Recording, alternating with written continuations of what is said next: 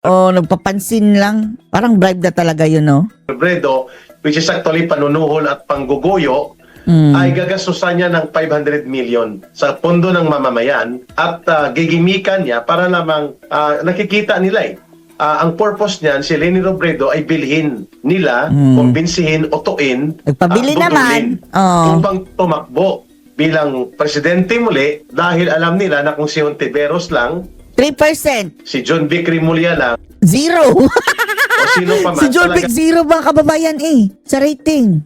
ang kakain ng tuniladang alikabok kay Sara Duterte Oh. in a fair and honest, objective elections. Pero, dahil kailangan ni Marcos ng assurance na hindi siya mababalikan at hindi siya mapuputulan ng Puputulan. kanyang koneksyon Parang ibang naiisip natin sa mga puputulan. sa kapangyarihan ng bagong Pangulo at siya ay hindi hahabulin at lilitisin, kailangan niyang budulin at utuin si Leni Robredo. Pabudol naman. Lokal Napakatanga naman at napakabobo ni Leni Robredo.